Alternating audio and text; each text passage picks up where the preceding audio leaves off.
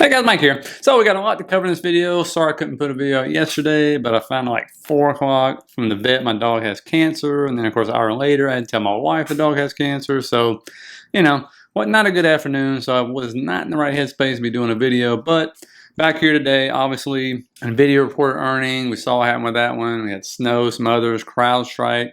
We'll talk about that one. But in this video, we'll definitely go over what CTAs are doing, because it's pretty clear what they're doing.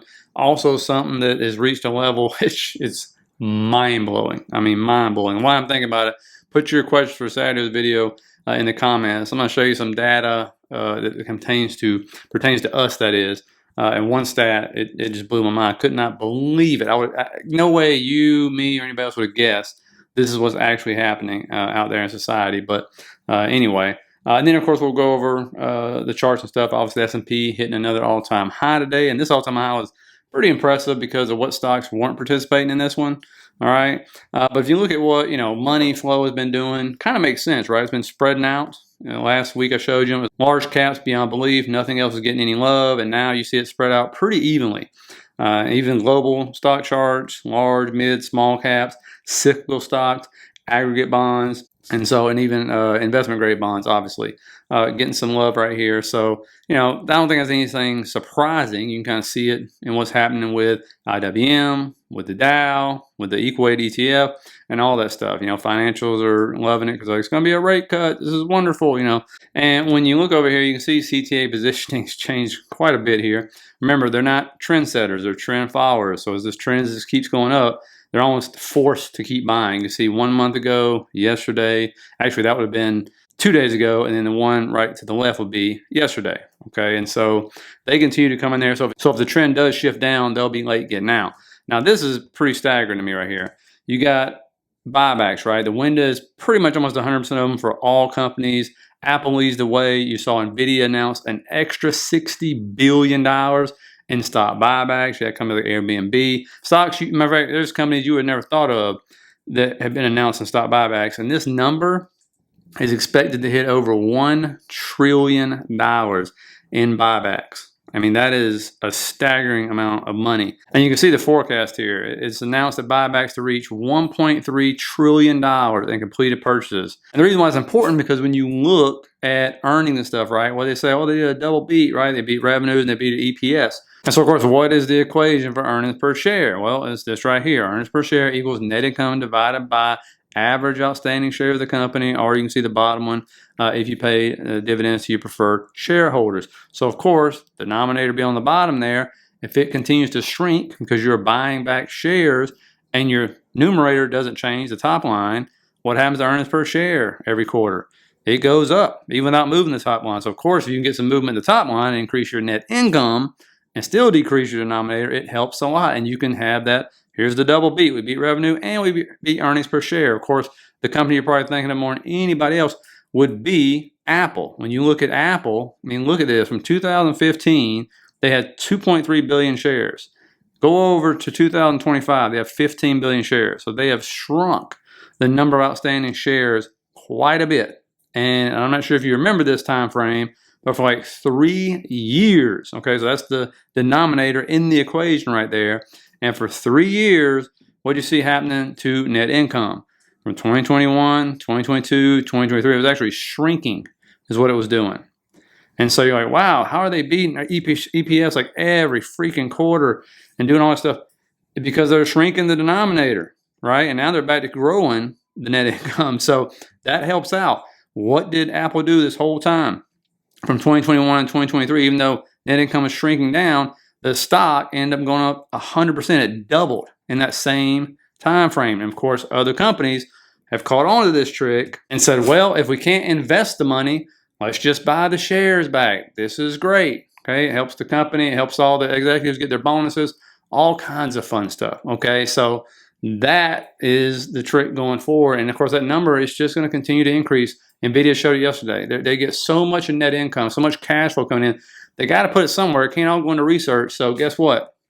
See you later.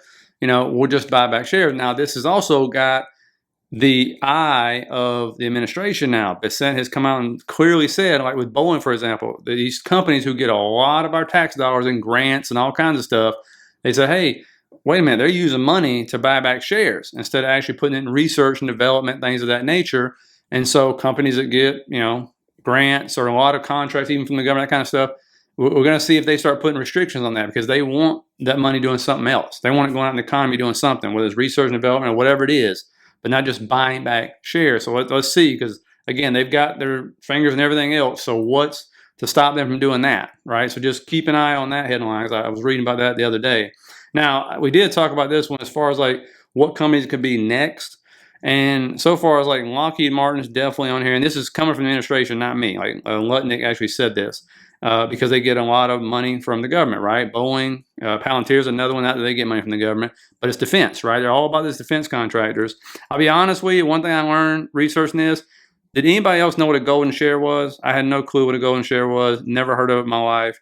We're going to go over it in just a second. And then, of course, MP materials, we got. And so, but a golden share when it comes to U.S. steel, because obviously steel manufacturing is crucial for our country, is basically just saying the government has say in whether or not who you're going to sell it to, how that transaction would go down, all that fun stuff. So golden share is a mechanism that governments around the world use to ensure national ownership and control over strategically important industries. So there's companies like Volkswagen for Germany, entities like the Heathrow Airport in the UK, where the government retains a golden share, which means they have a say over any attempt to sell the company or sort of fundamentally reorganize what the company is trying to do.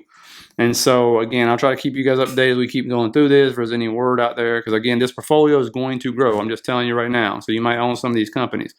Now, looking at the S&P, to me, this was one of the coolest all-time highs just because you didn't have any NVDA. It was red. Tesla was red. Microsoft Afro, okay. Google's doing really good. I mean, obviously, it's a new all-time high again. But when NVIDIA is 8% of your market cap, which is what it does in S&P, Tesla, I think, what is it, 3 or something like that, 3 or 4, and they're not participating. Pretty impressive. It just means there's more stocks picking up the slack, especially when the Mag 7 wasn't going absolutely haywire today. It just wasn't. And again, I'll show you that in just a second. But with this one, clearly, the bulls are in charge for now. The trend is still up, as you can see. We are coming in September. Obviously, we're going to see, and especially I told remember, man, 6,500 was such a magnet that the gamma exposure just kept increasing all day, and it took forever, but it finally got there and topped out right there. So we'll see if that's going to end up being a supporter, or we're going to come back down, test the previous all-time high, and then it becomes resistance. That's what you got to look for. Sometimes they'll become a support, sometimes they don't. But clearly you can see right here, software was going good, cybersecurity, a little bit in the small caps right there, fintech, XLE, jets, and everything, which is why the S&P was doing so much better than the Qs. And you can see the Qs hadn't set a new all-time high, so it's still lagging down there. I believe the Dow set a new all-time high as well, if I'm not mistaken. But we're back in this channel. We've tested 3 times. We got into it. We mitigated this imbalance right here. Clearly, you can see the trend is still where? It's still up right there, as you can see. And so, we're going to see if this is going to continue into Friday tomorrow. Remember, we have a 3-day weekend tomorrow, so enjoy your Labor Day. So the market will not be open Monday. So keep that in mind right there. And sometimes I looked at it, it's all over the place for the day before Labor Day weekend starts. Sometimes it's green. The last 2 years have been green. We'll see if we get a third year on that or not. Obviously, we're at all-time high, so there's no resistance above. So we'll see if the bulls can stay in charge. And some stocks do really well on Friday. So that's kind of where you're at when it comes to Qs. NVIDIA, very easy here. I mean, if we break this right here, the previous all-time high, we're going to 192.35, and I don't think it's going to take long to get there. To be honest with you, I think the calls will start rolling in. And there we go. That obviously opens the doors up to 200, which is a nice round number. If not, 169 to 170 right there. It's going to come into play. 162.85 below that. And then, of course, 152.83 below that if we really start to show some form of weakness, whatever. 200 will definitely be one of those psychological levels if we get there. And nobody can bet against it. That's just the way it is. The earnings weren't bad, right? They just weren't. At the most, it was down, I think it was 3.5% or something in after hours. So it didn't even really get a big sell-off to it, which was kind of interesting to me. And so, again, watch for that. And again, if we go into tomorrow, what is usually a stock that does good on Friday, or at least over the last 2 months, is Tesla. Tesla actually does pretty good on Fridays. I don't know what the deal with that one is. So if NVIDIA is having a day, you can forget about it. But with Tesla, You can see clearly like this level right here. Once again, we keep that white line on there for a reason. It came in to play. As you can see, that's exactly where it bounced. And it was selling down. Boom, right there. That was resistance. It's been support. And really, when we kind of zoom back here, you can see that whole little area right there. It's just been an area where it loves to bounce at, right? And so we're just kind of mark this out so we come back into it. You know, there's plenty of liquidity below. There's no doubt about it. But again, so far, Fridays have been pretty dang good for this. You see it came up in that area right there.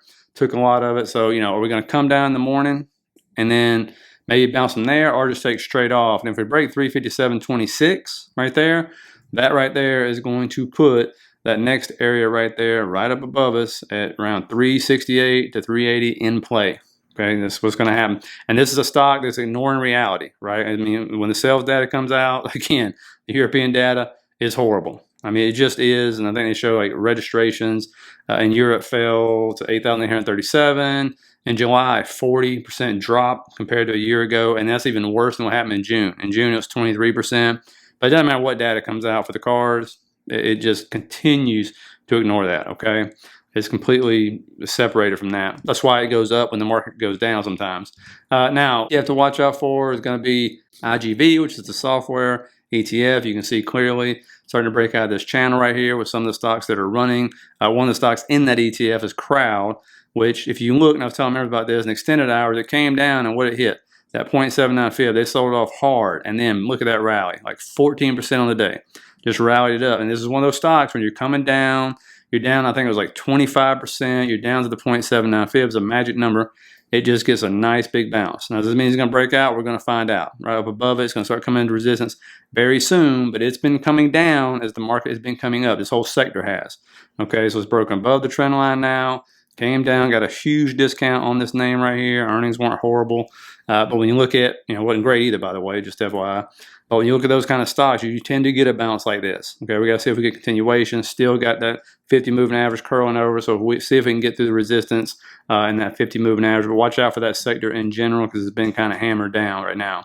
When it comes to earnings tomorrow, all you got is Alibaba to think about. Let me know if you're in that one or not. And then, of course, we do have data. Okay, core PCE price index month over month at 8:30. Then you'll have personal income, personal spending, preliminary wholesale inventory, Chicago PM after the bell, revised University of Michigan consumer sentiment, and inflation expectations. We did, I forgot to mention, we had preliminary GDP this morning. It came in better than expected. That's not final GDP. It's just preliminary, and it did come in better than expected. So the market really liked to hear that. So anyway, hope you guys got something out of it. Please hit that like and subscribe button on your way out. Think about signing up for the membership. Only $7.99 a month. Just hit that first link down in the bottom of the description. That's everything you get with it right there. And I'll see you guys on Saturday.